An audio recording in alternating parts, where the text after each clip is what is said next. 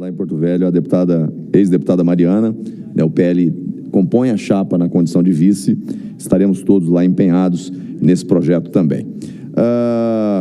Deixar aqui uma saudação de modo muito especial em nome de todos os prefeitos eleitos pelo PL no estado de Rondônia, ao novo prefeito de Ji-Paraná, minha cidade, Afonso Cândido e Marley Muniz, prefeito e vice, que foram eleitos lá com mais de 64% dos votos.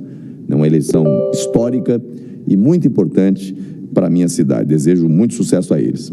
Senhor presidente, outro tema que eu quero trazer aqui é sobre as relações comerciais do Brasil.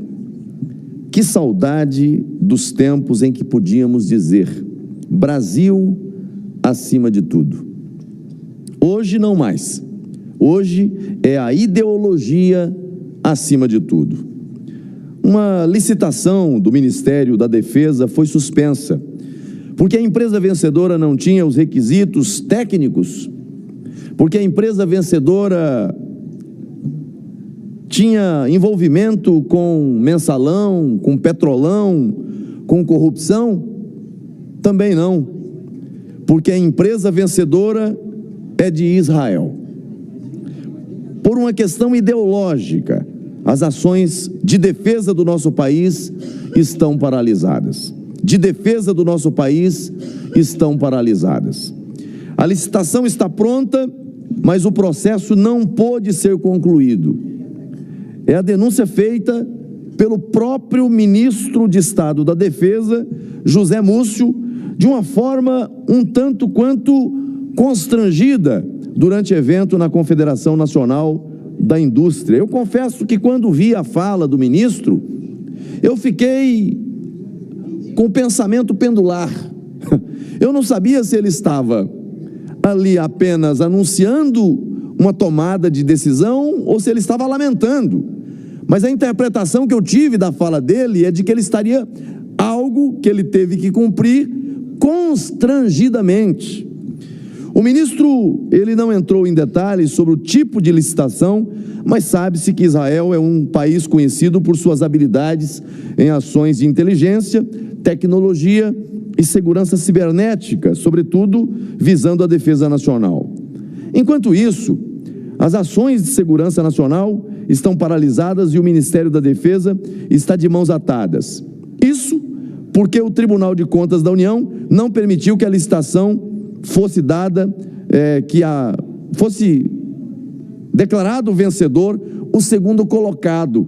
E por uma razão, senhor presidente, óbvia, por uma razão óbvia, não é critério de desclassificação num certame licitatório esse tipo de discriminação, esse tipo de preconceito.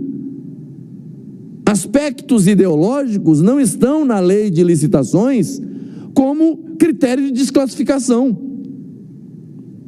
Porque se assim o fosse, um governo de plantão de ideologia liberal, daqui a pouco não poderia fazer negócios, né, com empresas de países com ideologia progressista.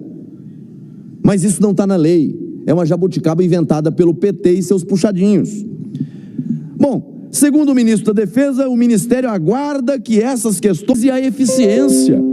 De pé, eu gostaria de ouvi-la para... Parte no mesmo discurso. De pé, eu gostaria de ouvi-la para... Parte no mesmo discurso.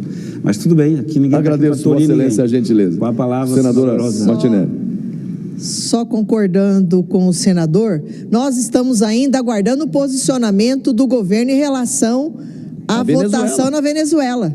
Então, estou aqui cobrando, né, em nome do Senado, qual que é o posicionamento do governo em relação às eleições da Venezuela. Vossa Excelência tem razão e faz uma observação absolutamente oportuna e pertinente. O Brasil sabota negócios, não é com o Estado de Israel, é com empresas daquele país. Mas não tem a mesma medida, não tem a mesma postura com relação a um país de ditadores, um país que afronta a soberania do seu povo, que é a Venezuela.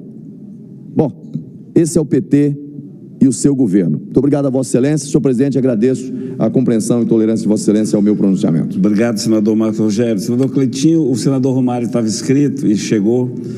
Vamos dar a palavra a ele. Senador Romário, tribuna por 10 minutos. Em seguida, o senador Cleitinho. Eu pergunto ao senador Flávio Azevedo, vai querer fazer uso da palavra? Vai? Vamos escrever aqui, então. Com a palavra, o senador Romário. Boa tarde, senhor presidente. Boa tarde, senhoras e senhores senadores. Boa tarde a todos que nos ouvem, que nos veem. Estou aqui nesse momento para esclarecer muitas dúvidas sobre o PLP 149 de 2024. Esse PLP não vem trazer nada de novo, mas apenas dar força de lei e, portanto, mais segurança jurídica e atendimentos que até o momento nortearam e referenciaram as decisões da nossa Suprema Corte sobre a matéria, que tinham por objeto a vida de milhões de pessoas que usam medicamentos ainda não incorporados pelo SUS. O projeto fundamenta-se em precedentes jurídicos extremamente importantes e de repercussão geral, como os firmados no julgamento dos recursos extraordinário, número 657-718 e número 855-178 pelo Supremo Tribunal Federal, que originaram os temas 793 e 500, ambos estabelecendo critérios regulares da TV Senado, Rádio Senado e Agência Senado. Senhor presidente, o Correio Brasiliense, um dos jornais mais tradicionais desse país, e nós temos um jornalista aqui que não pode me contestar, senador Plínio Valério, deu um destaque à trágica notícia que está chocando o mundo no dia de hoje.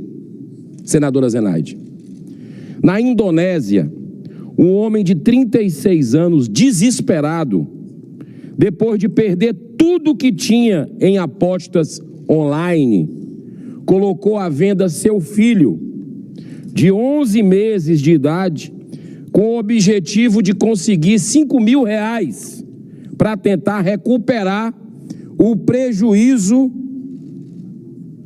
apostando mais ainda. O dinheiro é para apostar, para ganhar e recuperar o que ele perdeu. Olha que loucura que se faz essa questão de bingo, cassino. E esses cassinos aqui, que estão na mão, no celular, essas apostas que estão acabando com o nosso futebol, acabando com empregos, porque a produtividade cai. Outro exemplo de quanto a diplomacia brasileira e a economia brasileira estão sofrendo por conta de um processo ideológico, né? E, finalmente, este é fantástico, citado também pelo ministro da Defesa, ontem na CNI. O Brasil tem uma quantidade de munição enorme que ele não usa mais nas nossas Forças Armadas, cuja manutenção é caríssima, o termo é dele, né? E conseguiu negociar com a Alemanha. Essa munição serviria para treinamento, etc., na Alemanha. E que o negócio propriamente fechado, ele foi proibido de continuar e de concluir esse negócio, porque existia a hipótese de que isso fosse vendido para a Alemanha e a Alemanha fornecesse isso para a Ucrânia, para ser usado contra a Rússia, uma aliada brasileira. Então, isso foi dito explicitamente pelo ministro da Defesa ontem, nesta reunião da CNI. Então, eu termino aqui minhas palavras, já sendo adiantado da hora, dizendo o seguinte: a proibição, num ato puro, como já foi citado aqui pelo senador Flávio Bolsonaro, de por questão ideológica, não poder comprar de uma empresa israelense. Aí eu faço aqui uma pergunta. Nós da direita somos acusados diariamente de sermos nazistas e fascistas.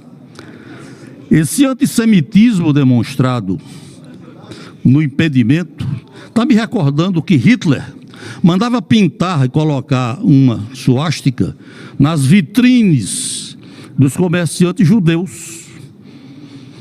recomendando que não comprassem, que o povo alemão não comprassem aonde a suástica estava desenhada nas vitrines.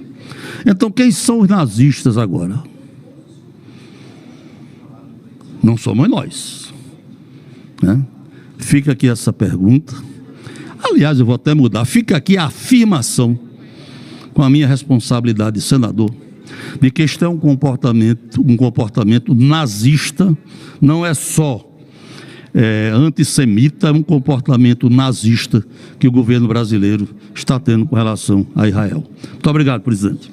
Senador Flávio Azevedo, seu pronunciamento esclarecedor e didático. Que bom poder ouvir com esse esclarecimento e esse discurso. Senador Cleitinho, ocupar a tribuna por 10 minutos, senador. E em seguida, a gente já pode até pensar em suspender esperando a ordem do dia. Com a palavra, o senador Cleitinho, nobre representante de Minas Gerais.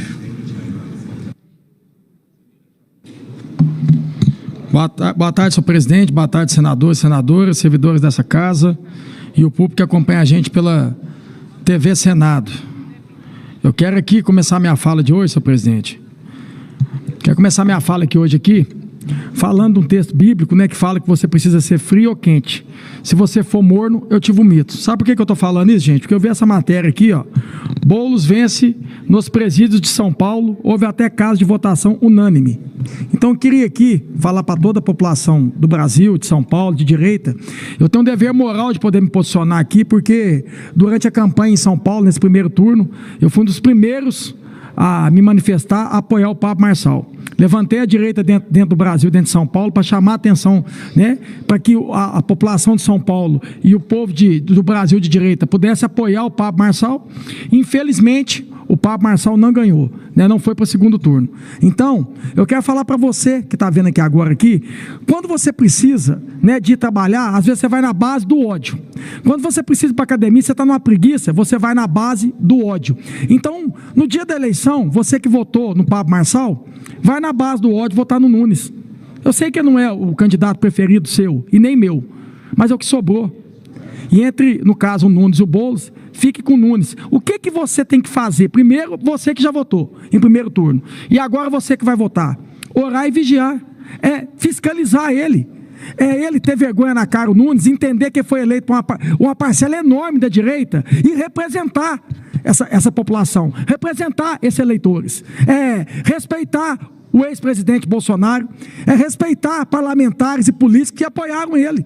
Ele tem que ter vergonha na cara e fazer isso. É o que todos vão esperar dele. Porque, pessoal, não adianta não, viu? Vocês precisam entender isso. Não é questão de ser o Tarcísio, não é questão de ser o Bolsonaro, não é questão de ser o Pablo Marçal, não é questão de ser o Nunes, é a questão do povo. Você já pensou um Boulos sendo prefeito de São Paulo? Quem vai perder com isso é o povo. Então a gente tem que ter aqui empatia, pensar, né, na população de São Paulo. E outra coisa, vocês viram quem que foi lá apoiar ele no último dia de campanha? O atual presidente. Olha como é que ele está preocupado com São Paulo. São Paulo, gente, é a maior cidade do Brasil. É a maior cidade do Brasil. Então define muito bem para as eleições de 2026.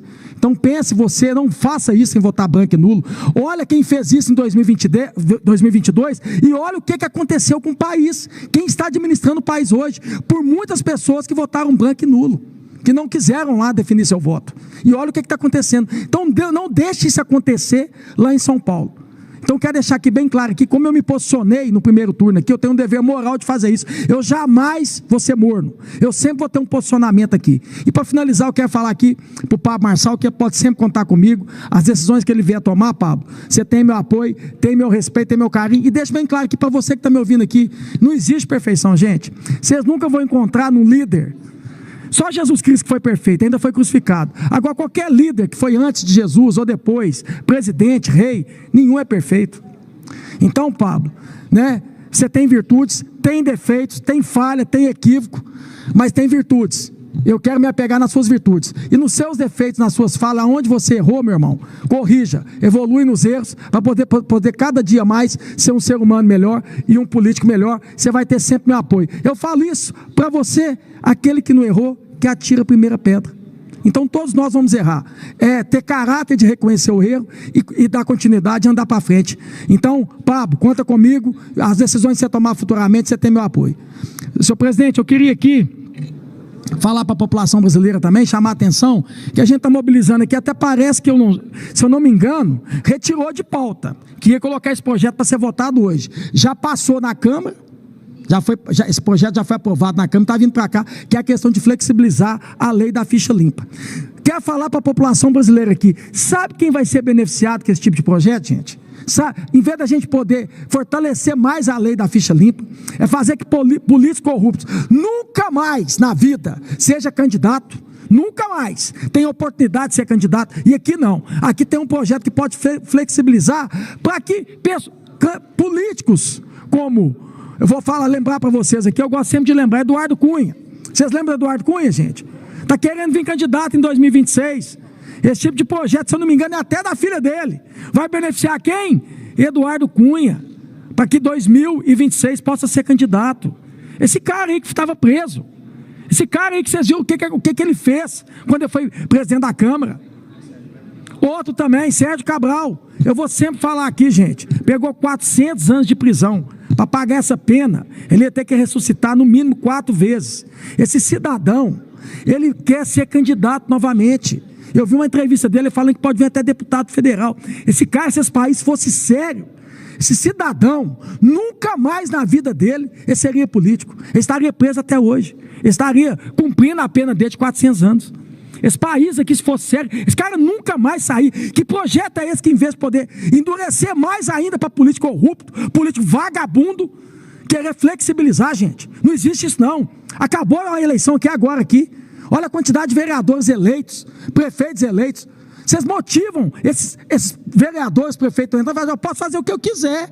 Porque se eu roubar, desviar dinheiro aqui, vai ter lei que daqui 8 anos ou até menos, eu posso voltar a roubar, voltar para a cena do crime. Eu vou mobilizar o que eu puder fazer aqui para que esse projeto não passe aqui. Isso é um tapa na cara do povo brasileiro. Isso é um murro na cara do povo brasileiro. Quer dizer, não pode roubar, pode desviar dinheiro, pode fazer o que você quiser. Você vai voltar para a cena do crime, você vai voltar a ser político. É mais ou menos isso. Então peço aqui a mobilização não só minha, mas de todos os senadores. Aonde que a gente vai votar um projeto aqui para flexibilizar, para que Eduardo Cunha, Sérgio Cabral, volte à cena do crime. Você já pensou um Sérgio Cabral, deputado federal? O Eduardo Cunha novamente aqui, gente? Não tem condição não, como ser humano, está perdoado.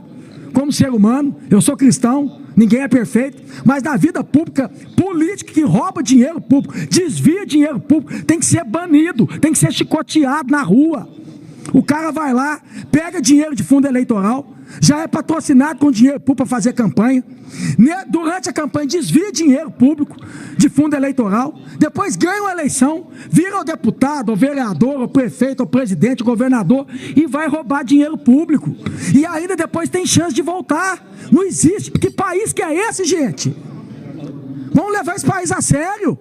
Ô eleitor, ô patrão, você que está vendo essa fala minha aqui, se posicione, seja contra essa patifaria de projeto. Criou uma lei para poder que político corrupto nunca mais fosse candidato, agora está flexibilizando. Que isso? Não existe isso não, gente. Já passou na Câmara, está vindo aqui para o Senado aqui. Se posicione, senadores. Se eu tiver errado aqui, tem alguns senadores em plenário que possam me questionar. Fiquem à vontade, vamos para o debate. Quem é a favor de Eduardo Cunha aqui, levante a mão. Quem é a favor de Sérgio Cabral, levante a mão. Pois esse tipo de projeto vai beneficiar esses criminosos.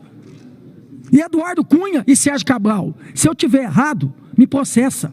Vem aqui, olha na minha cara aqui. Vem aqui, fala aqui em mim aqui. Olha no meu olho aqui e fala se vocês não desviaram dinheiro público. Se tivesse consciência, nem o pai e a mãe de vocês votavam em vocês mais. Se esse país fosse sério aqui, vocês nunca mais na vida poderiam ser candidato. E mais ou menos uma PEC dessa, um projeto desse, o que pode acontecer é isso, é flexibilizar. E o pior, gente, a autoria do projeto é da filha do Eduardo Cunha. O meu voto vocês não têm não. E o que eu puder fazer aqui para mobilizar mais senadores para votar contra, eu vou fazer de tudo. Inclusive, eu queria finalizar minha fala, presidente, falando que eu acabei de protocolar também para acabar com isso também, que é o voto obrigatório. Eu acho que o cidadão brasileiro não tem que ser obrigado, não. Ele já é obrigado a tanta coisa, a pagar IPVA, a pagar IPTU, né, a pagar um monte de benefícios para poder beneficiar a classe política. Por que tem que ser obrigado a ir ter que votar? Então, eu acabei de protocolar esse projeto aqui, espero ter o apoio de todos os senadores, porque o cidadão vai se ele quiser, se não quiser, não vai. Isso que é democracia. Agora, se obrigar um cidadão a ir votar, se ele não quer, se ninguém representa ele tem que sair da casa dele, vendo um monte de notícia aí, fulano roubou, fulano desviou dinheiro, fulano fez isso, você obrigar ele ainda a ter que votar. Não. Esse projeto é muito democrático. Não existe um projeto mais democrático que esse. Vota quem quiser. Se você não quer votar, você não vai votar. Se você quer votar, se você se sente representado, vai lá e vota nas vossas excelências. É assim que tem que funcionar. Então já foi protocolado. Vou pedir que o presidente do Senado, que é o Rodrigo Pacheco, que possa me ajudar nesse projeto aqui, para que possa passar nas comissões e colocar em plenário. Como eu falei, é democracia. Quem concordar comigo, vota comigo, e quem não concordar, segue o jogo. Mas eu acredito que os senadores vão me apoiar nesse projeto. Presidente, muito obrigado. Obrigado, senador Cleitinho, pela sua participação. Convido a nossa tribuna, como líder do Partido Progressista, o senador Esperidião Amin. Seja bem-vindo, senador. Presidente, querido amigo veneziano, eu realmente vou falar como líder, mas por licença da nossa líder, Tereza Cristina. Eu vou fazer uma manifestação, portanto, em nome do partido, para registrar com todas as letras o nosso júbilo pela decisão da Comissão de Constituição e Justiça da Câmara a propósito da PEC 8 de 2021, de autoria do senador Oriovisto Guimarães, que eu tive a honra de relatar aqui, e o Senado, por 52 votos a 18, aprovou no ano passado, exatamente no dia 22 de novembro do ano passado. A PEC foi aprovada hoje na Comissão de Constituição e Justiça da Câmara por 39 votos a 18. Se aqui nós ultrapassamos os 60% necessários de membros do Senado, lá ultrapassou a 66% na deliberação a Comissão de Constituição e Justiça da Câmara. Portanto, muito distante de merecer a alcunha de pigmeu moral que foi atribuída a nós que votamos a favor, senador Plínio Valério, por alguém, naquela ocasião, que invectivou contra uma deliberação soberana do Senado, por ampla maioria, eu repito, maioria constitucional. Hoje vemos a Câmara dos Deputados também se manifestar a favor de um arranjo que o Supremo disse que tinha feito com a Resolução 52 de dezembro de 2022, mas que não ocorreu na prática. E o maior exemplo disso foi uma liminar que sustou os efeitos da lei das estatais, e a liminar ficou em vigência durante 14 meses. Só para dar um exemplo de como o Supremo não consertou, por vontade própria, os abusos em matéria de deliberação monocrática, desmanchando o efeito, ou seja, anulando deliberações apropriadas e tomadas com o quórum adequado pelo Congresso Nacional. Decisão monocrática que interfere na vigência de uma lei não pode ser maior do que uma decisão colegiada do Senado, da Câmara e, no caso de uma lei, com a sanção presidencial, ou seja, do chefe do Executivo. Este abuso tem que terminar. E não é verdade que o Supremo tomou uma medida eficaz para coibi-lo. Não. E o caso concreto, para demonstrar o que eu estou dizendo, é o caso da lei das estatais, que ficou durante 14 meses subjugada, apesar dos bons efeitos que produziu para o Brasil, tirando muitas estatais da crônica policial, ficou 14 meses sustada. E o bizarro da última decisão do Supremo é que ela considerou que a lei era legal, ou seja, era constitucional, mas que os efeitos das nomeações irregulares deveriam prosseguir, ou seja, deveriam ser as nomeações mantidas. Então, acho que a Câmara dos Deputados, através da Comissão de Justiça, que eu tive a honra de integrar, o senador veneziano também, o senador Rodrigo Pacheco de presidir, tomou uma deliberação que merece, neste momento, o registro, como sendo uma conquista da democracia. Seria uma conquista se o resultado fosse o contrário, porque seria uma deliberação do Congresso, ou de parte, no caso da comissão considerada para esses casos a mais importante da Casa Legislativa. Então eu não posso deixar de, neste momento, deixar registrado, não posso deixar de fazer o registro, assinalando, esta é uma decisão de elevada força moral e política, que nos distancia muito daquela expressão de pigmeus políticos, pigmeus morais, que assestaram contra esta casa na sua deliberação soberana. Muito obrigado. Presidente, como nós temos um tempo disponível... Pois não. Senador, esse assunto que permeia, que o senhor é um dos que apregou, dos arautos desse assunto, delicado, que até muitos precisam evitar, isso é extremamente uma boa notícia. Porque hoje o que se tem, eu vou dar o nome do que falou que nós somos o ministro Gilmar, ele próprio Gilmar, todos eles têm hoje engavetados pedidos de visto que estão durando anos. E decisões monocráticas que se perpetuam. Hoje o Supremo não é mais um colegiado.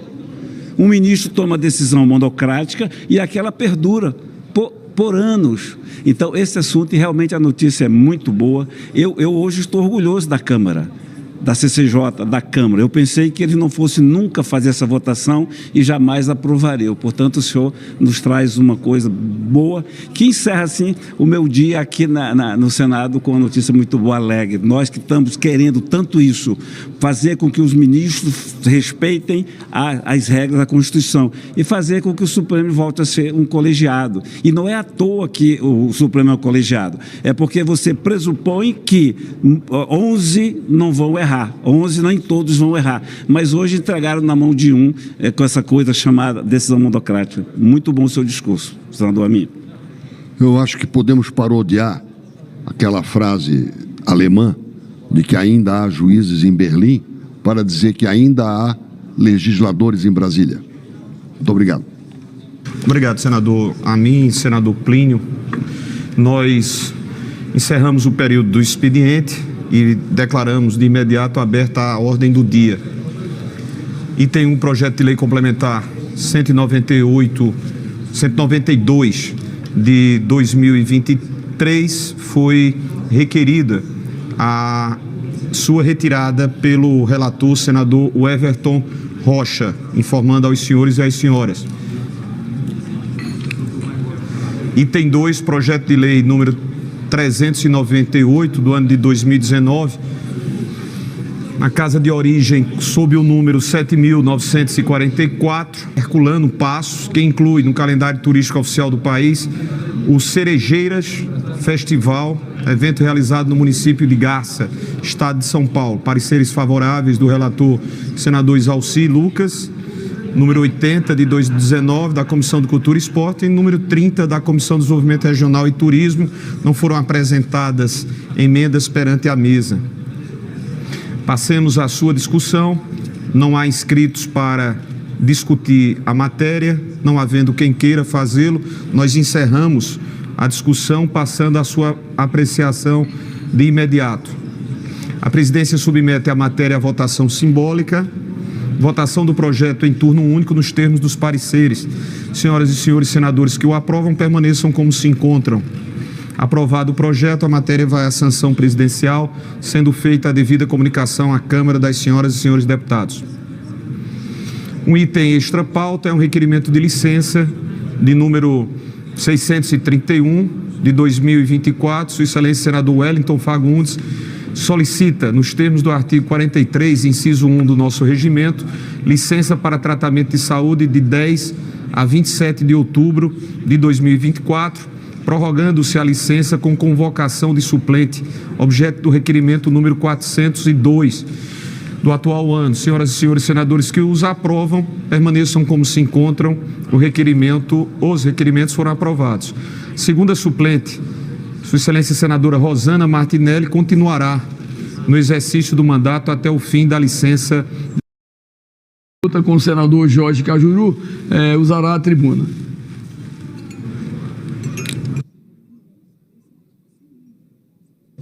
Paz e bem, presidente, senador Chico Rodrigues, senador Plínio Valério, senador Jorge Seife aqui na mesa, também senadora Zenaide Maia, muito obrigado, funcionários dessa casa, assessores, e brasileiras e brasileiros que nos assistam agora, nos ouvem, pelo trabalho sempre muito honesto da equipe da TV Senado, Rádio Senado e Agência Senado.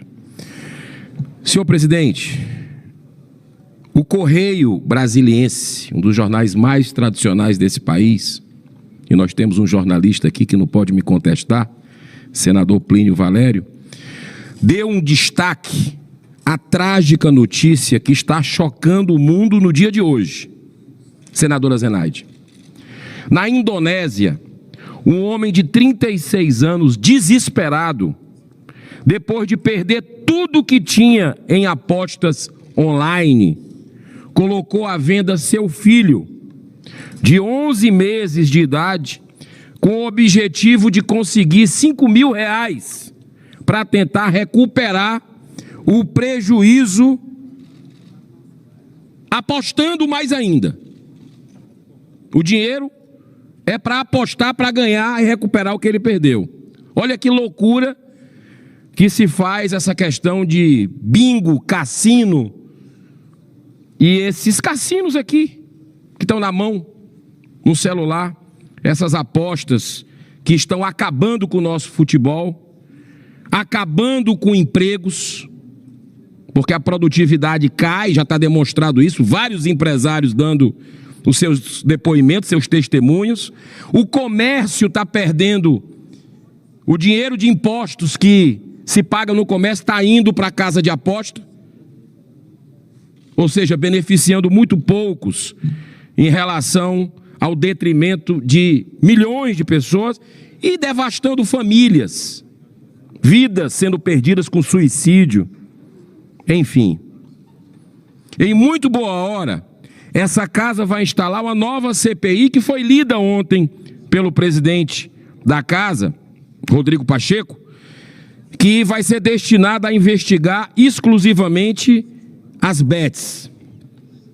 Mas o governo Lula não precisa esperar a CPI. Se ainda sobrar algum resquício, senador Jorge Seife, algum resquício de moral e ética neste governo, é hora de acabar com essa desgraça. Acabar. Não é fazer coisa paliativa, como tem uma ruma de projeto tramitando para segurar propaganda. Não, tem que acabar. É preciso ter coragem nesse momento para repararmos o mal que nós fizemos à nação. Não adianta a gente ir atrás quem votou contra, quem votou a favor. Isso é público. Essa casa deu um passo para essa tragédia econômica, social, humanitária, que nós estamos vendo apenas, eu repito, a pontinha do iceberg, porque o endividamento em massa dos brasileiros é gigantesca e vai produzir muitos estragos ainda. Não dá para minimizar os efeitos deletérios de apostas, do jogo de azar, da jogatina.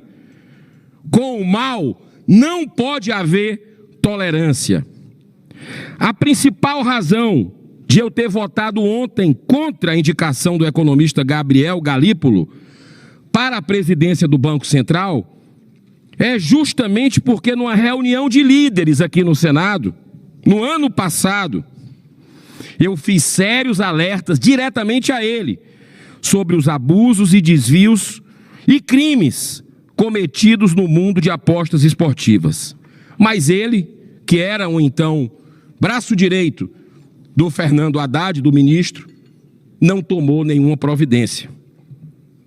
Assim como o próprio ministro, assim como o governo Lula, que tem as digitais de sangue nessa tragédia, porque sempre teve um posicionamento contra, mas cedeu às tentações de grupos interessados na legalização. A própria CPI, senhor presidente, da manipulação de resultados, já está conseguindo trazer à tona as entranhas podres do mundo da jogatina. Investigações em curso pela Polícia Federal já detectaram a disputa por esse mercado lucrativo por parte de organizações criminosas como o PCC, o Comando Vermelho, com destaque para os estados do Rio de Janeiro e o meu Ceará. As principais entidades de fiscalização e controle sempre se manifestaram contra a liberação da jogatina no Brasil. Dentre elas o COAF, a Associação Nacional dos Auditores Fiscais, ANFIP, a Federação Nacional dos Policiais Federais. Todos são unânimes no alerta de que a jogatina legalizada é uma das maiores portas para a lavagem do dinheiro sujo, oriundo da corrupção e do tráfico de drogas. O próprio Banco Central, atenção, divulgou recentemente um importante relatório demonstrando que 8 milhões de usuários do Bolsa Família gastaram mais de 11 B de bola e de índio, bilhões de reais em apostas esportivas via Pix, em 56 plataformas das bets, apenas entre janeiro e agosto desse ano. Esses gastos desenfreados atraem com força os mais jovens, aumentando ainda mais a pobreza num país onde 20 milhões de famílias são dependentes desse benefício social. Atraídos pela terrível e intensa propaganda enganosa, porque ali é uma arapuca, é uma armadilha clássica, as pessoas com aquela vontade de ficarem ricas da noite para o dia, com essa ambição, estão agora deixando de comprar o pão e o feijão para apostarem. Falta de aviso não foi. Dessa tribuna, eu disse tudo isso que está acontecendo aqui um ano atrás. É óbvio que isso ia acontecer. A Confederação Nacional do Comércio de Bens, Serviços e Turismo divulgou no mês passado um relatório apontando que apenas no primeiro semestre desse ano, 1.300.000 brasileiros ficaram inadimplentes em função do descontrole do uso de cartão de crédito em cassinos online. A CNC, que é a Confederação Nacional do Comércio, estima um prejuízo de 117 bilhões, B de bola e de índio, de reais ao ano, no comércio em função do aumento descontrolado das apostas esportivas. Aponta também que 22% da renda disponível das famílias brasileiras já está comprometida com os jogos online, com sérias consequências econômicas e sociais. Não é por acaso que R$ 127, em média, do brasileiro do Bolsa Família já estão comprometidos. Isso são números de meses anteriores. Só aumenta. Estatísticas mundiais mostram que em países onde o jogo de azar é legalizado, entre 1% e 5% da população torna-se viciado, um ludopata, que lá na CID, é considerado uma doença pela Organização Mundial de Saúde, a ludopatia, que é o vício em jogo. Isso no Brasil significa entre 2 e 10 milhões de viciados. E a compulsão pelo jogo, senhor presidente, gera um aumento da criminalidade em função da busca desesperada por dinheiro para tentar recuperar o prejuízo apostando. Como esse senhor aqui, matéria do Correio Brasiliense, vendendo o próprio filho, no desespero para recuperar o prejuízo. O que tem de gente se suicidando não é brincadeira. O que tem de gente se separando, casal se separando, não é brincadeira.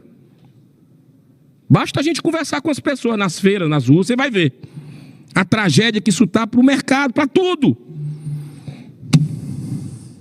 Para encerrar, senhor presidente, é aí que vem o lado mais cruel. Depois do vício, depois de perderem tudo, incluindo o emprego e a família, vem o suicídio, que é a grande pandemia do momento.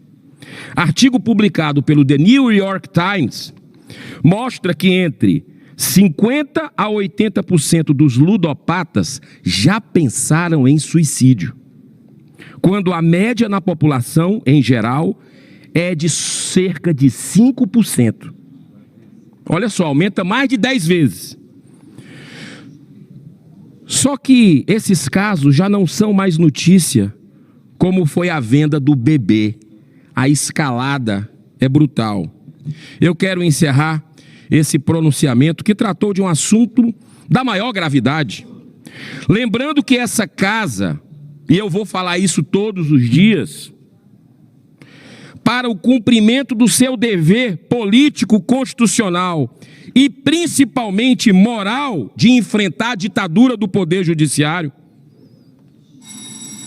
faltam apenas 5, o apoio de 5 senadores, para que tenhamos a maioria suficiente para então garantirmos a admissão do processo de impeachment de Alexandre de Moraes, que ontem, depois das eleições, claro, devolveu, desbloqueou a plataforma X, cujo 22 milhões de brasileiros utilizavam.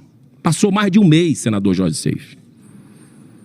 E o que me deixa estarrecido, porque era uma tragédia anunciada, e o Brasil ficou ao lado durante mais de um mês de Turcomenistão, China, Coreia do Norte, Venezuela, ditaduras, Cuba, Rússia, na véspera de um período eleitoral. A gente já viu esse filme. Sabe por quê, senador Jorge Seife? Primeiro, porque os poderosos querem se blindar de críticas.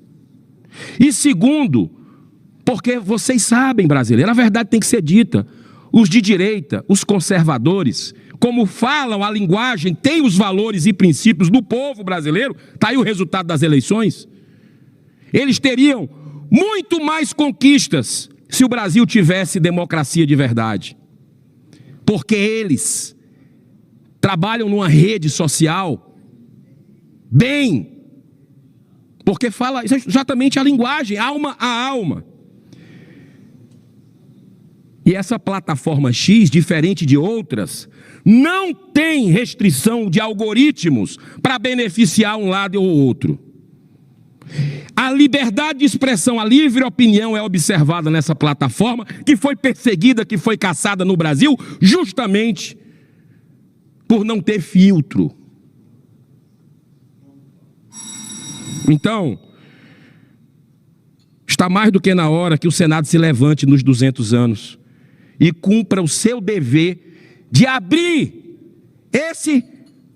essa coisa do X, do bloqueio inconstitucional, é uma pontinha do iceberg das arbitrariedades que a gente viu do ministro Alexandre de Moraes. Tem brasileiro morto sob a tutela do Estado. Tem jornalista com passaporte retido, com conta bancária que ele trabalhou a vida inteira bloqueada por ter uma opinião diferente do sistema. E eu vou encerrar aqui, porque eu já passei do meu tempo. Mas nós temos o dever moral de restabelecermos a democracia de verdade, não a relativa do presidente Lula, que parece flertar com essa censura que existe no Brasil. Vamos continuar fazendo a nossa parte para o bem da nação. Muito obrigado. Depois eu vou te chamar, cara, só para enquanto eu vou dar presença. Continuando o pequeno expediente, passo a palavra ao nobre senador Plínio Valério, do PSDB do Amazonas. Vossa Excelência dispõe de 10 minutos. Obrigado, presidente. Considerando o discurso completo do meu amigo senador Girão, dados esclarecedores, eu me permito mudar o rumo da prosa. Senadoras, senadores, mas sempre lembrando, o meu discurso tem que começar lembrando que o que eu vou dizer aqui não é de um coitadinho, o que eu vou dizer aqui não é de um amazonense que veio a Brasília pedir esmola. É de um senador do Amazonas que veio a Brasília exigir justiça. Não constitui exatamente surpresa a revelação de que, mesmo quando o Brasil registra os mais devastadores incêndios em 20 anos, além de uma terrível seca, as organizações não governamentais têm todos os motivos para andarem felizes da vida. Como adoram dinheiro governamental, conseguiram continuar usufruindo dos cofres públicos. Os dados são oficiais. As ONGs estão passando o rodo no recurso financeiro do Ministério do Meio Ambiente, gerido pela senhora Marina Silva. Entre elas, ONGs investigadas pela nossa CPI. Estão lá, manipulando dinheiro. No momento, as ONGs se apoderaram de 17% de tudo que foi contratado pelo Ministério do Meio Ambiente. Sabe quanto dá isso? 315 milhões e meio, meu amigo José. 315 milhões e meio, presidente Chico Rodrigues. As ONGs já abocanharam do Ministério comandado pela Marina. E sabe quanto o governo federal diz ter mandado, anunciou, não sei se mandou, 514 milhões de reais para estiagem em toda a Amazônia Legal. Não é só no Amazonas, não. Vejam só a diferença. Para toda a Amazônia Legal, 514 milhões. Só as ONGs, 315 milhões e meio de reais. O Fundo Amazônia, que atingiu já 1,3 bilhão em aprovação para projetos e chamadas públicas, 1,3 bilhão. Não flexibilizou nenhum dinheiro para estiagem. E eu ouso dizer, sem nenhum medo de errar, que desse 1,3 bilhão de reais, 80% a 90% vão sempre para as ONGs. Vivemos a estiagem, calamidade por Chico Rodrigues de Roraima, sabe muito bem o que a gente está vivendo. E as ONGs se apoderando do dinheiro que deveria ser usado para amenizar o sofrimento da nossa gente, o sofrimento do nosso povo. Essas ONGs, senadora Zenaide, faturaram mais que o dobro da soma destinada aos órgãos técnicos, como Embrapa, FUNAI e IBAMA. Mais do que o dobro. ONGs investigadas pela nossa CPI, cujo relatório foi entregue em mãos ao Procurador-Geral da União, o senhor Paulo Gonet. Aqui, o relatório está aqui, e é bom que você brasileiro entenda. CPI não prende, CPI não arrebenta, CPI não dá tapa na cara. CPI investiga e faz um relatório completo. Está aqui, está na mão do Procurador-Geral da República.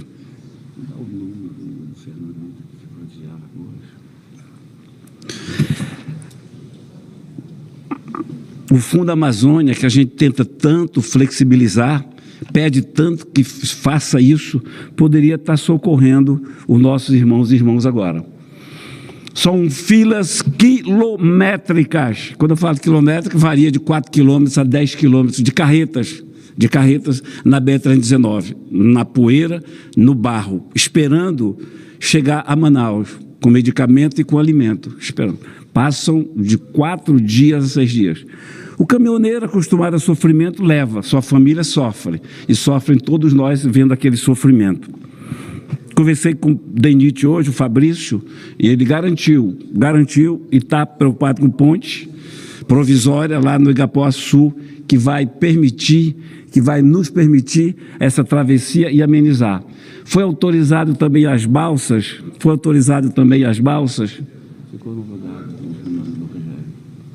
e amenizando também as balsas para fazer essa ponte improvisada. Improvisando isso que ficou. Então, vejam bem, o DENIT construiu essa ponte provisória, vai amenizar o problema.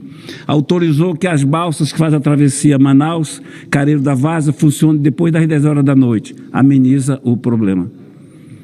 O governo federal acaba de anunciar uma ajuda para os pescadores artesanais de 2 salários mínimos pagos de uma vez. Ameniza o problema.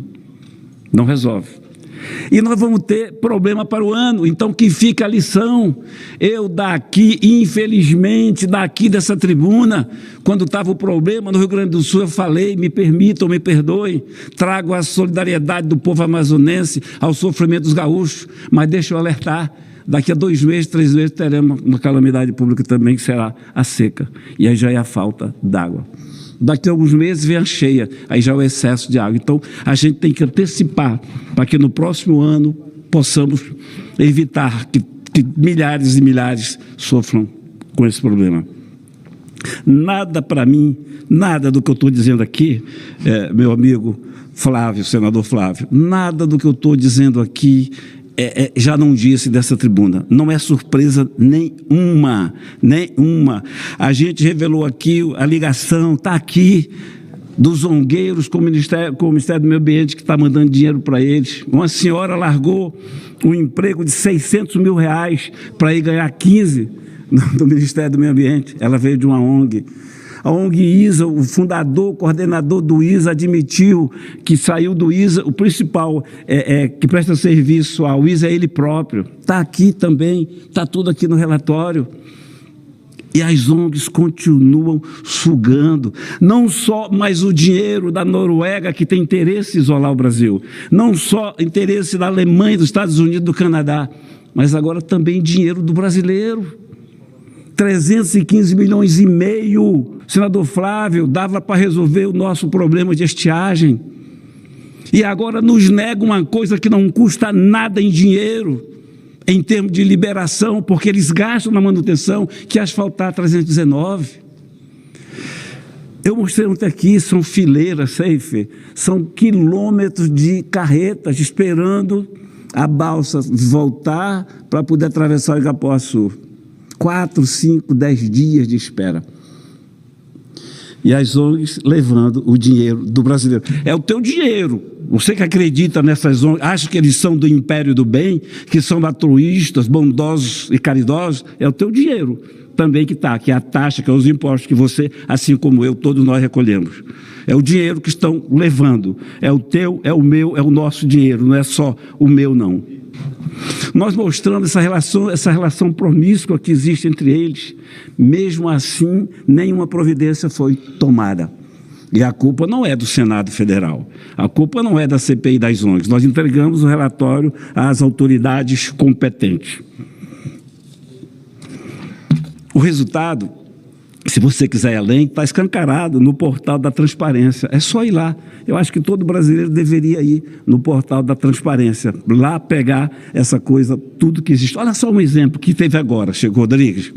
Desse dinheiro da ONG aplicado, foi uma ONG de São Paulo, mandou um de seu membro para vir aqui em Brasília, proferir uma palestra motivacional. É risível, né? E o dinheiro é carregado assim. O PT quer se livrar da Marina Silva, mas não tem coragem, assim como o presidente Lula.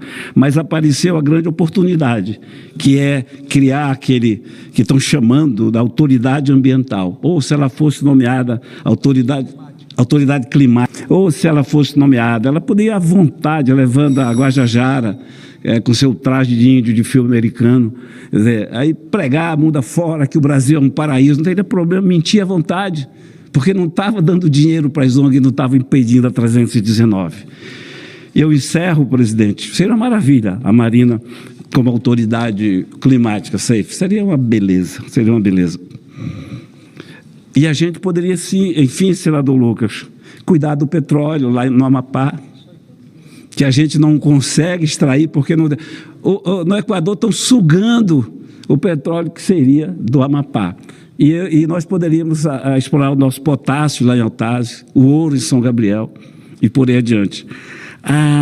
Quando eu falo da ministra Marina Silva e dou tanta importância, é porque por trás dela estão os governos mesmos, a Noruega, está Estados Unidos, a Alemanha.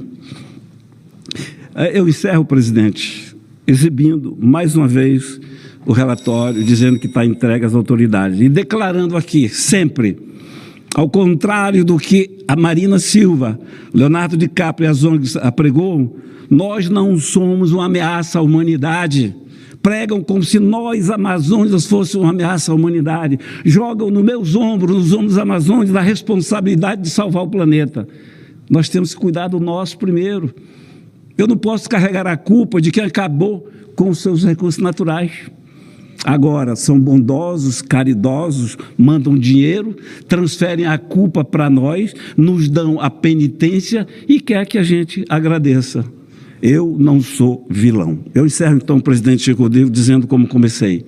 Tudo que digo, tudo que faço, tudo que mostro e apregou, não é de um coitadinho, não. É de um senador que tem a consciência e a missão de vir a Brasília e exigir a 319 é uma lacuna que tem que ser preenchida. Precisamos dessa BR para chegar ao Brasil. É a nossa redenção. E os escândalos estão aí. Ainda bem que o DENIT e o governo federal estão sensíveis a nós. Pena que o BNDES não esteja, o Fundo Amazônia não esteja. 1 bilhão e 300 milhões este ano, nenhum tostão para amenizar a dor, o sofrimento da nossa gente. Portanto, fica aqui mais uma vez o meu protesto. Obrigado, presidente. Nobre senador Plínio Valério, Vossa Excelência acaba de fazer um pronunciamento, inclusive tocando em um ponto onde todos nós amazônidas, nós também defendemos de uma forma muito veemente, que é o asfaltamento da BR-319. A BR-319 é o traço de união entre o Brasil e os estados do Amazonas e Roraima. É o traço de união entre o sofrimento ou a vida mais plena. Todos sabem, agora com a questão das secas, na época do excesso, da abundância das chuvas, que os únicos meios de transporte em volumes de carga são os rios ou a estrada BR-319. E a ministra Marina vem teimando, vem insistindo, vem trabalhando contra a população amazônica. Então, eu acho que o pronunciamento de Vossa Excelência, ele, cada vez mais, ele fortalece, aumenta a convicção, mostra para o Brasil, cobra, por que não dizer até de uma forma como se fosse um lamento, porque nós precisamos, na verdade, dessa BR asfaltada. Nós não entendemos de forma absoluta como é que, na verdade, se nega. E aí é onde o governo tem que intervir e definir de uma forma muito rápida, né, através do Ministério do Ministério dos Transportes, inclusive o ministro que conhece a problemática, né, o ministro Renan Filho, que é sensível, que acredito que está angustiado também com essas questões de licenças ambientais, o próprio diretor-geral do DENIT, que conhece o problema também, sabem das agruras que passa a população do Amazonas e de Roraima, para que possa, na verdade, autorizar imediatamente o asfaltamento desse trecho. Portanto, o pronunciamento de Vossa Excelência, ele se fortalece na mente, no coração de todos aqueles que vivem no Amazonas e no estado de Roraima, pela necessidade urgente da execução dessa importantíssima e estratégica obra.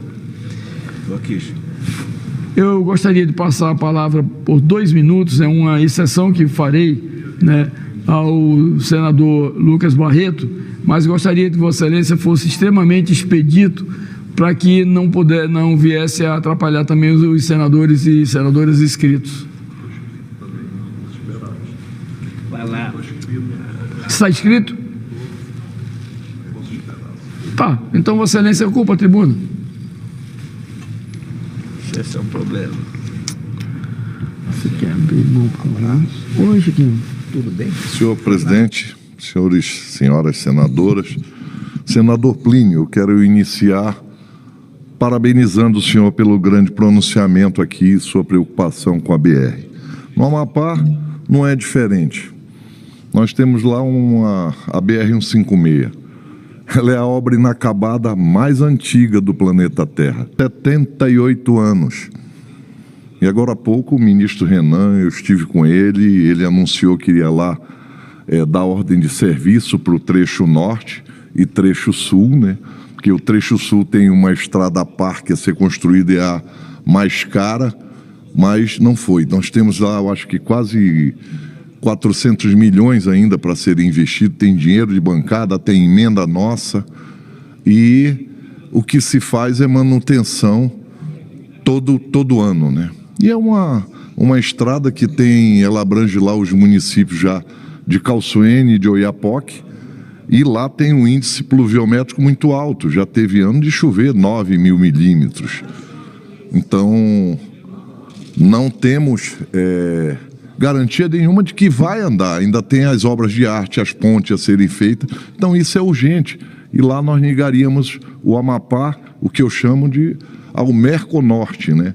Fizeram uma ponte, gastaram quase 80 milhões de euros, Brasil e Guiana, e a ponte está lá feita, entram muitos franceses, vêm ao Amapá, ao Oiapoque, perdão, que não vem ao Amapá, que a estrada não cria as condições para esse turismo chegar ao Amapá, mas movimenta a economia do Oiapoque, mas do Amapá para lá não vai quase ninguém.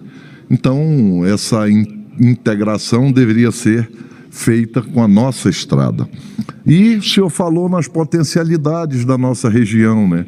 Imagina, na Renca, que é a Reserva Nacional do Cobre, que foi criada, né, quando da disputa lá do manganês, da Icome e da Vale do Rio Doce, ela foi criada para que fosse uma reserva mineral.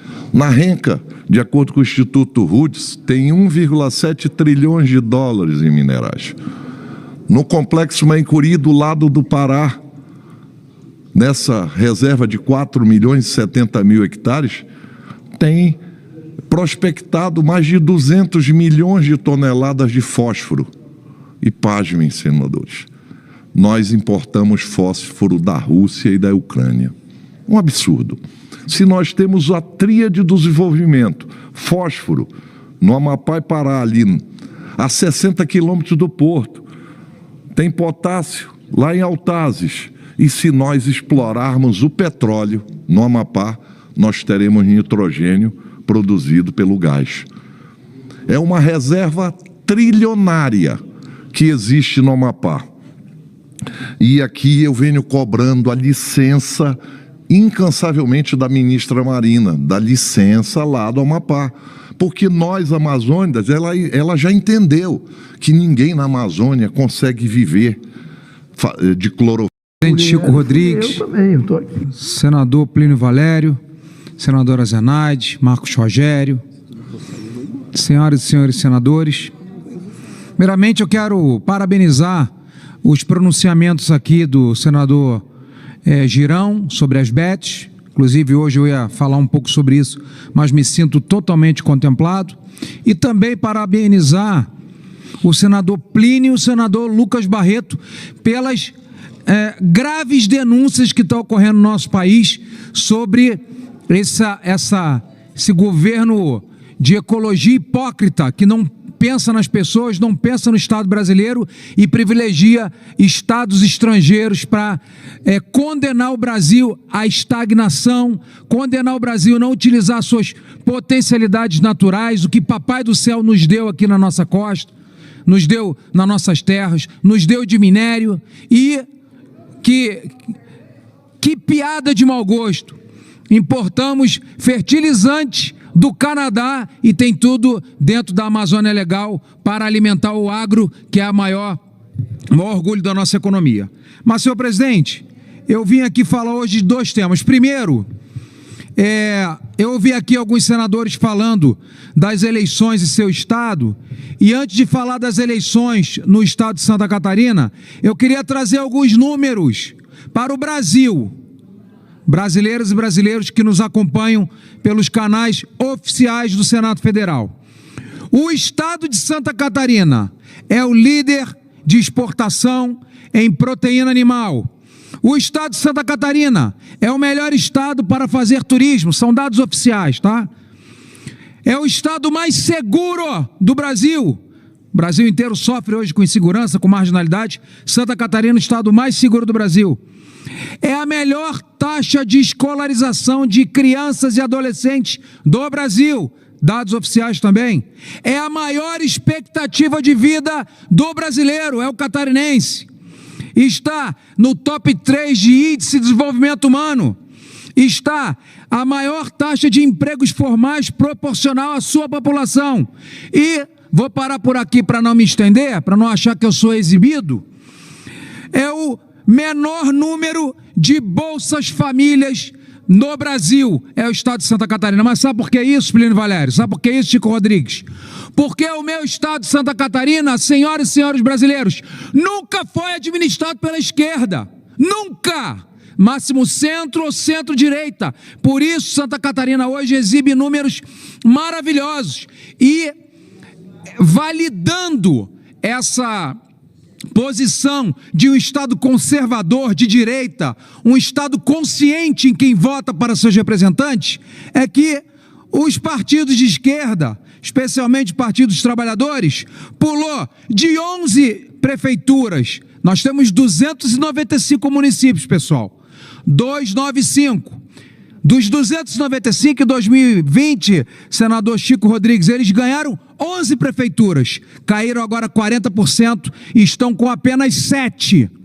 E o partido do presidente Bolsonaro, o partido de direita, de Deus, pátria, família, liberdade, pulou de 28 prefeituras para 90, sem contar as coligações e as chapas que nós concorremos a vice.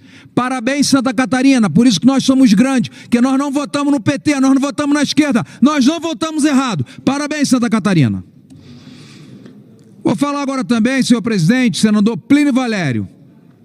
Hoje eu quero aproveitar essa tribuna para expressar minha profunda preocupação com os rumos da política externa do Brasil no atual desgoverno.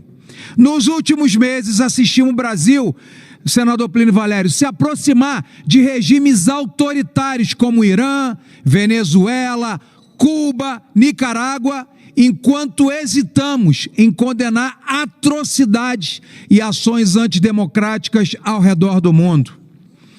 A ausência de uma posição clara frente aos ataques terroristas do Hamas, que agora no dia 7 fez 1 ano, contra Israel, é um exemplo gritante dessa postura lamentável da nossa chancelaria. Uma vergonha de chancelaria, deixo registrado.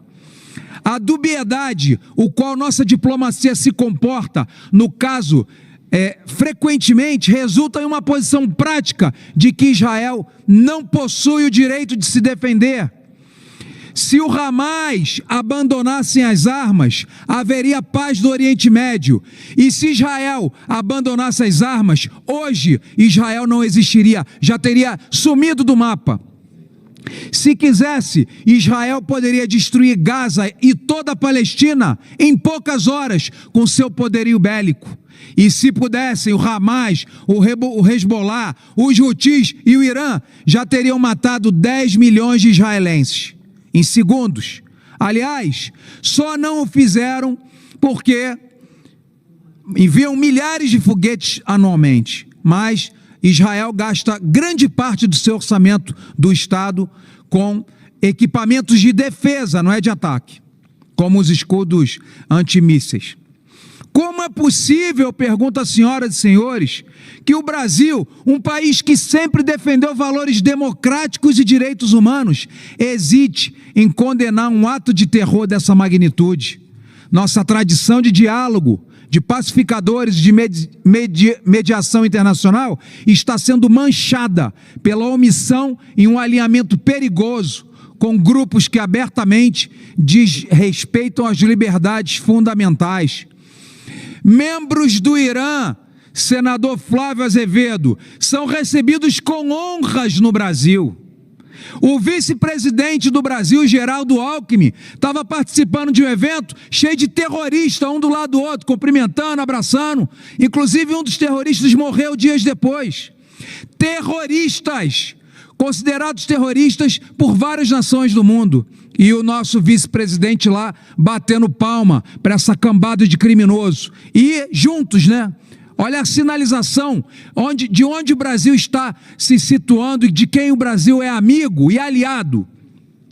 E a aproximação com a Venezuela é outro ponto de extrema preocupação. Vimos o governo brasileiro, senador Plínio, e seu partido parabenizar uma eleição marcada por violência e fraude, enquanto a oposição, senhor presidente, foi brutalmente reprimida e excluída do processo eleitoral. O reconhecimento de um regime ditatorial que causa sofrimento ao seu povo, inadmissível para o Brasil seguir esse caminho. E Lula cala-se sobre o resultado do pleito, e diferente das maiores democracias do mundo, como Estados Unidos, União Europeia e próprio Israel, não reconheceram a vitória de Nicolás Maduro, esse ditador sanguinário assassino. E não podemos esquecer da Rússia, pessoal.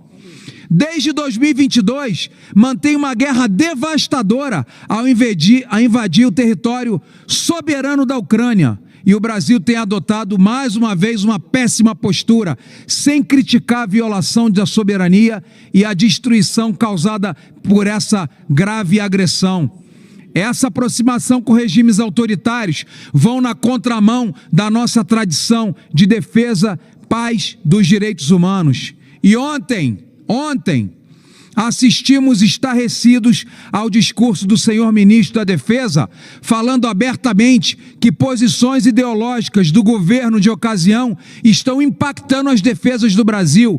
Não conseguimos comprar blindado de Israel, nem vender munições para a Alemanha, duas nações ocidentais com as quais o Brasil possui relação de amizade e comunhão cultural e espiritual e de sangue há décadas. Antes de 22, o Brasil estava firmemente ao lado das grandes democracias, como Estados Unidos e Israel, e na luta pela liberdade, pelo Estado de Direito, pelo respeito à autodeterminação dos povos. No entanto, hoje o que vemos, senhor presidente, é um país que fecha os olhos para o abuso, celebra eleições fraudulentas, se recusa a criticar com clareza os regimes que cometem graves violações de direitos. Há anos, o Brasil é signatário de várias convenções internacionais contra o terrorismo, mas infelizmente o governo de plantão apoia ditadores e terroristas à luz do dia. E faço um alerta, o Brasil está do lado errado da história sob o governo de Luiz Inácio Lula da Silva. Estamos nos distanciando das grandes democracias mundiais e nos aliando a regimes que não respeitam liberdade que tanto prezamos. O Ministério das Relações Exteriores, que outrora foi um símbolo da nossa diplomacia, hoje se transformou em um ministério ideológico que se omite e se posiciona de forma ambígua diante de questões globalmente fundamentais. Finalizando, senhor presidente, acredito que nós que acreditamos na liberdade, na democracia e no combate ao terrorismo e no respeito aos direitos humanos, não podemos nos calar. Precisamos exigir do atual governo, especialmente do Ministério de Relações Exteriores, uma política externa que esteja à altura dos valores que o Brasil sempre defendeu no cenário internacional. Democracia, liberdade. Muito obrigado, senhor presidente. Nobre senador Jorge Seif, Vossa Excelência, com toda a sua eloquência, mostra exatamente que tem esse compromisso e defende princípios, né? E isso, obviamente, ressoa de uma forma muito altiva na população brasileira, e especialmente na população do seu estado de Santa Catarina, que você tanto ama. Parabéns pelo pronunciamento. Presidente. Com a palavra, Vossa Excelência. Eu queria só a permissão para fazer o registro da presença entre nós, e faço também em nome do senador Jorge Seif, certamente, da presença da nossa presidente, por favor, da nossa presidente da Associação dos Magistrados Catarinenses, a doutora Janiara Maldaner Corbetta, que, como dá para perceber pelo nome, é filha do ex-senador, nosso saudoso amigo e companheiro, ex-governador Cacildo Maldaner. É a presidente da nossa Associação Catarinense dos Magistrados, dos nossos juízes, acompanhada, o senhor veja que, como Santa Catarina privilegia as mulheres, né? Com certeza. Ladeada pelo primeiro vice-presidente, Juliano Serpa, originário da nossa querida cidade de Porto Belo e hoje prestando seu serviço em Chapecó, e o nosso doutor Fernando Rodrigo Buzarello, primeiro secretário. Quer dizer, os homens estão tomando seus lugares devidos. A mulher à frente, um é primeiro vice-presidente, hoje outro é o primeiro secretário. Assim pensa, abençoados, portanto, por Catarina de Alexandria, como é o nome dela, hein? Como é o nome dela? Nossa mãe, em termos de Senador Esperidião, de bênção para o estado de Santa Catarina. O senhor, só para lembrar que Santa Catarina é o único estado brasileiro com nome de mulher. O senhor pode repetir o nome da nossa presidente da Associação dos Magistrados Catarinenses? Janiara Maldaner Corbetta. E o Fernando Buzarello, primeiro secretário. Coisa chique, vocês Janiara é representado aqui no Senado. Então eu queria fazer esse registro com muita simpatia e respeito ao Judiciário de Santa Catarina, que todos nós dedicamos, e reiterar a nossa disposição de sempre considerar prioridades nossas, as prioridades do Judiciário de Santa Catarina, que tão bem faz ao nosso Estado. Muito obrigado. Nobre senador Esperidião Amin, Vossa Excelência, com toda a gentileza, apresenta aqui a doutora Janiara Maldaner, presidente da Associação Catarinense de Magistrados, ao primeiro vice-presidente, o primeiro secretário, demonstrando, inclusive, o seu trânsito, o senhor que é uma pessoa querida no estado de Santa Catarina e é uma referência, né, na vida política de Santa Catarina nacional. Portanto, parabéns pela apresentação dessas pessoas que, na verdade, jovens ainda, né, devem seguir no caminho da magistratura em Santa Catarina com tanta competência, com a doutora Janiara Maldaner, inclusive encabeçando aí, sobrepondo os homens, inclusive, na presidência dessa instituição. Estão apenas... Eles estão começando a subir o seu serviço. Muito obrigado. Obrigado pela força aí. Tchau, meu irmão. Tchau, tchau. Continuando o pequeno expediente, passo a palavra à nobre senadora Zenaide Maia, que com a paciência franciscana, desde o início da sessão, ela estava aqui aguardando a sua ordem de inscrição para fazer o seu pronunciamento. Com a palavra, Vossa Excelência dispõe de 10 minutos. Ok. E o meu mestre, Esperidião Amin, vai fazer uso da palavra, Esperidião Amin. Marcos, com a palavra, Rogério. Senhor presidente, senhoras e senhores senadores, quero trazer ao plenário, nesse momento, dois assuntos, para mim, importantes, mas não sem antes celebrar hoje o resultado de uma votação que aconteceu na CCJ da Câmara dos Deputados, uma matéria, presidente Plínio, que nós votamos aqui no Senado Federal e que tramita na Câmara dos Deputados, hoje teve sua aprovação na CCJ da Câmara dos Deputados. Parabenizo, portanto, a presidente da Comissão de Constituição e Justiça, a deputada Carol de Tone, os membros daquela comissão, pela decisão de pautar e votar a proposta de emenda constitucional que trata das decisões monocráticas, do sucesso que se deu lá em Rondônia, acabou acontecendo em todo o Brasil, de sorte que o PL, que é o maior partido do Brasil, teve um crescimento exponencial. E agora, no segundo turno, disputa a maioria das prefeituras com disputa de segundo turno. Desejo sucesso a todos os postulantes e desejo muito sucesso a todos os eleitos lá no meu estado de Rondônia. De modo muito especial, aqueles que foram eleitos pelo meu partido, o PL, mas os demais, dos demais partidos também, né, que tenham sucesso e que consigam cumprir, né, a missão de governar bem, de servir bem cada município do meu querido estado de Rondônia. Senadora Martinelli. Eu quero realmente aproveitar a oportunidade, juntamente com o senador Marcos Rogério, de parabenizar todos os eleitos em meu estado, Mato Grosso, o PL, nosso partido, Marcos Rogério. Sim. Senador, foi muito bem avaliado, saiu vitorioso, com 23 prefeitos, 21 vice-prefeitos e 189 vereadores. Então, realmente foi uma vitória expressiva e, com certeza, isso consolida, né, 2026, que a direita vai voltar a governar o nosso país. E a gente ficou muito satisfeito e a gente quer essa oportunidade de parabenizar os eleitos, né, e todos que tiveram a coragem de participar do pleito.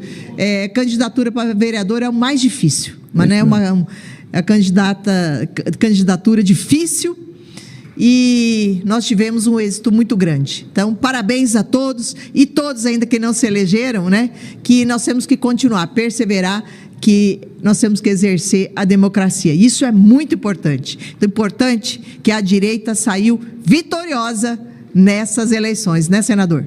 Verdade, verdade. Eu sei que Vossa Excelência também tem segundo turno lá no Mato Grosso, na capital, e lá um duelo, né? Lá PL e PT.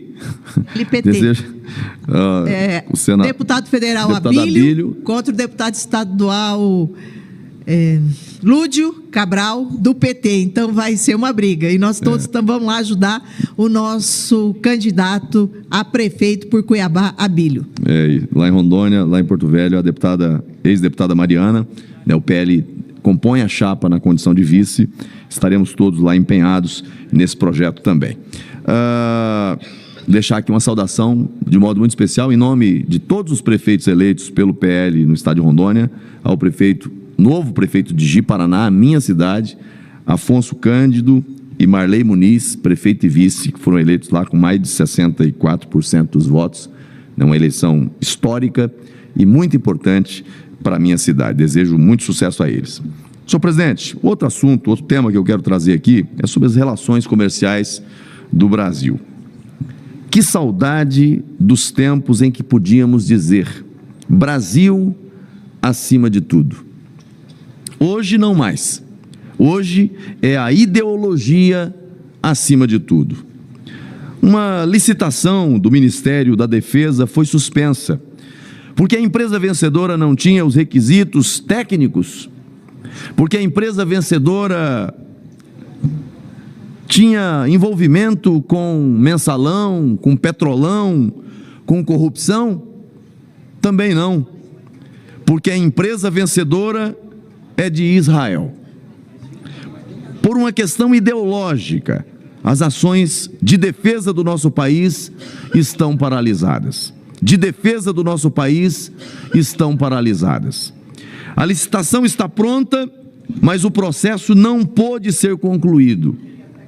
É a denúncia feita pelo próprio ministro de Estado da Defesa, José Múcio, de uma forma um tanto quanto constrangida durante evento na Confederação Nacional da Indústria. Eu confesso que quando vi a fala do ministro, eu fiquei com o pensamento pendular. Eu não sabia se ele estava ali apenas anunciando uma tomada de decisão ou se ele estava lamentando. Mas a interpretação que eu tive da fala dele é de que ele estaria algo que ele teve que cumprir constrangidamente. O ministro, ele não entrou em detalhes sobre o tipo de licitação, mas sabe-se que Israel é um país conhecido por suas habilidades em ações de inteligência, tecnologia e segurança cibernética, sobretudo visando a defesa nacional. Enquanto isso, as ações de segurança nacional estão paralisadas e o Ministério da Defesa está de mãos atadas. Isso porque o Tribunal de Contas da União não permitiu que a licitação fosse dada, fosse declarado vencedor o segundo colocado. E por uma razão, senhor presidente, óbvia, por uma razão óbvia, não é critério de desclassificação num certame licitatório esse tipo de discriminação, esse tipo de preconceito. Aspectos ideológicos não estão na lei de licitações como critério de desclassificação. Porque se assim o fosse, um governo de plantão de ideologia liberal, daqui a pouco não poderia fazer negócios, né, com empresas de países com ideologia progressista. Mas isso não está na lei. É uma jabuticaba inventada pelo PT e seus puxadinhos. Bom, segundo o ministro da Defesa, o Ministério aguarda que essas questões passem para que a gente possa se defender. Olha isso. Olha a que ponto chegamos. A que ponto chegamos. Agora o governo Lula, ele não rompeu com Venezuela, ele não rompeu com outros países de ideologia próxima, mas uma empresa de Israel é impedida de ter concretizado aqui uma venda para o Brasil por questões meramente ideológicas. E enquanto pensa em si, né, o governo Lula simplesmente sacrifica o país. Hoje é a segurança nacional que está em jogo. Essa decisão, ela não prejudica, repito, apenas o Ministério da Defesa, mas coloca em risco a integridade de nossa soberania. Enquanto isso, ficamos à mercê de ideologias ultrapassadas que impedem o avanço tecnológico e a proteção do nosso país. O que vemos hoje é um governo que coloca suas prioridades ideológicas, suas preferências ideológicas, acima da segurança do povo brasileiro, acima das relações históricas de amizade do povo brasileiro, porque o povo brasileiro é um povo amigo de Israel. Um governo que prefere travar nossas instituições, engessar nossas forças armadas e sabotar os interesses nacionais, em vez de reconhecer o valor de parceiros estratégicos, parcerias estratégicas com países que realmente podem contribuir para o fortalecimento de nossa defesa. O Brasil não pode continuar refém de decisões políticas que sacrificam o futuro da nossa nação. Nós precisamos de um governo que priorize a eficiência, que priorize a competência e a segurança, e não um governo que fique preso a disputas ideológicas que nos enfraquecem perante o mundo. É uma sabotagem ao Brasil. Lula é a representação perfeita do que é um governo do atraso, que norteia as suas ações com base em convicções e interesses pessoais, em posições ideológicas, em desrespeito aos princípios da administração pública. É hora de o Brasil voltar a ser grande. É hora de colocar de fato o Brasil acima de tudo e os interesses da nossa nação em primeiro lugar. Eu sei que o tempo já está esgotado, mas a senadora se colocou de pé e eu gostaria de ouvi-la para concluir minha fala. Vamos permitir, porque não seremos nós a tolir, mas é a segunda parte no mesmo discurso. Mas tudo bem, aqui ninguém... Agradeço, Vossa Excelência, a gentileza. Com a palavra, senadora Martinelli. Só concordando com o senador, nós estamos ainda aguardando o posicionamento do governo em relação à votação na Venezuela. Então, estou aqui cobrando, né, em nome do Senado, qual que é o posicionamento do governo em relação às eleições da Venezuela. Vossa Excelência tem razão e faz uma observação absolutamente oportuna e pertinente.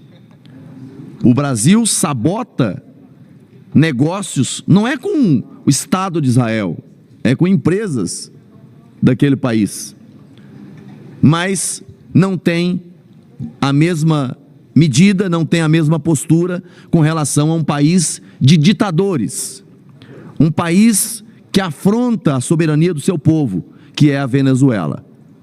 Bom, esse é o PT e o seu governo. Muito obrigado a Vossa Excelência. Senhor presidente, agradeço a compreensão e tolerância de Vossa Excelência ao meu pronunciamento. Obrigado, senador Marcos Rogério. Senador Cleitinho, o senador Romário estava inscrito e chegou.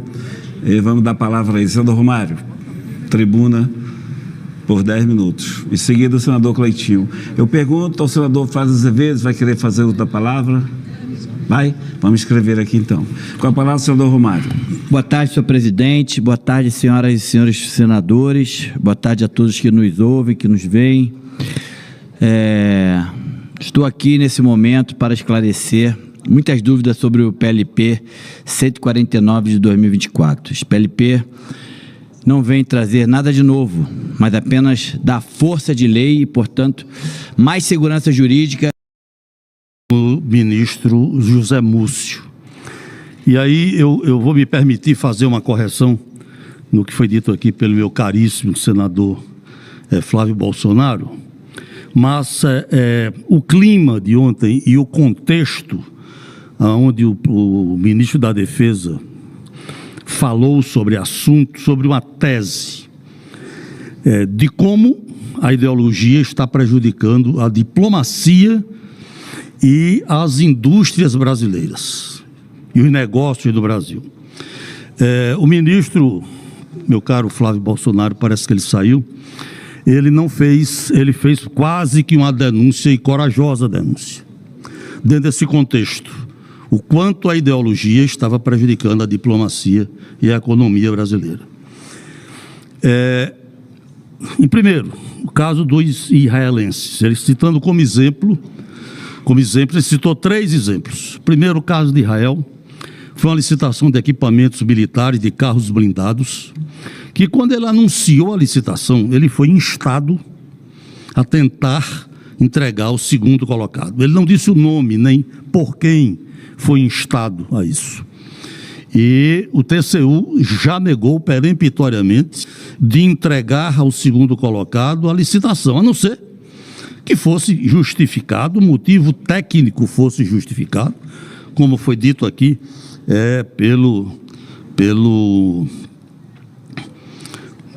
por Vossa Excelência, né? O motivo não foi ausência de documentos, o motivo não foi a idoneidade da empresa, o motivo foi ideológico, que em função da relação que existia atualmente com Israel, que disse que o presidente não era mais bem-vindo a Israel, não podia permitir nenhuma contratação. Foi Celso Amorim, presente na reunião na CNI ontem, que justificou isso como sendo pelo fato de o presidente Lula ter sido destratado, entre aspas, pelo governo israelense. Então, e o ministro Zé Múcio disse: eu não sei o que fazer, porque esse equipamento o Brasil precisa, não pode contratar com o segundo colocado, por uma questão de legislação, e eu sou impedido de contratar com o primeiro colocado por uma questão ideológica.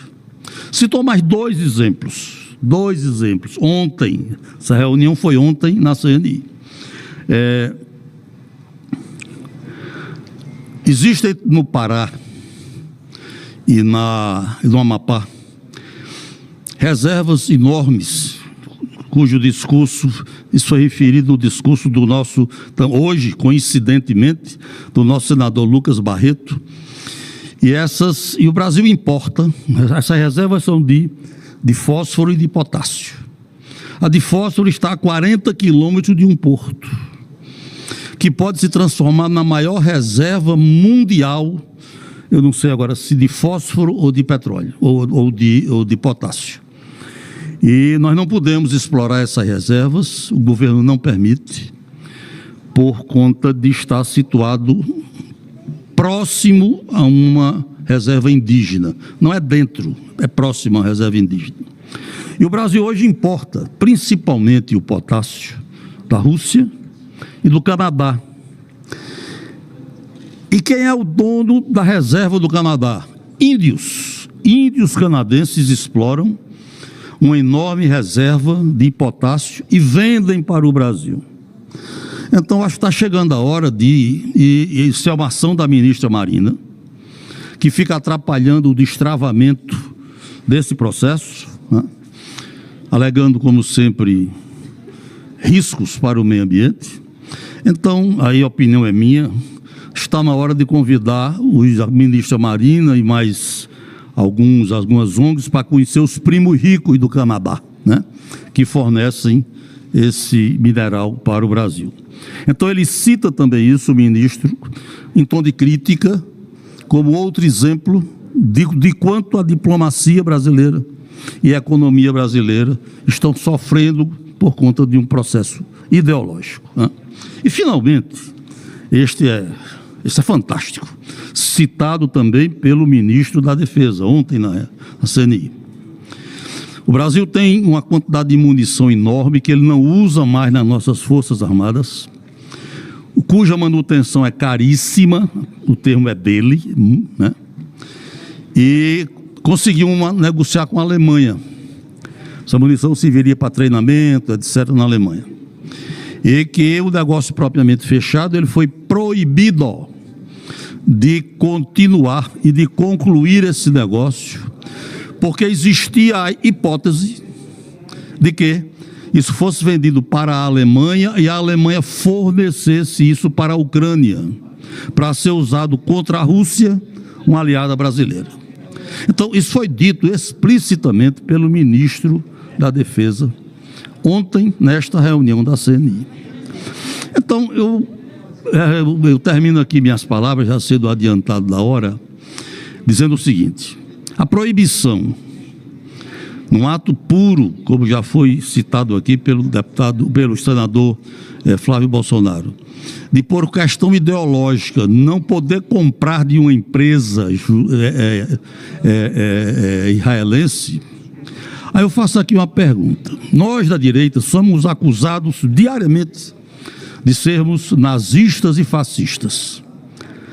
Esse antissemitismo demonstrado no impedimento está me recordando que Hitler mandava pintar e colocar uma suástica nas vitrines dos comerciantes judeus, recomendando que não comprassem, que o povo alemão não comprassem aonde a suástica estava desenhada nas vitrines.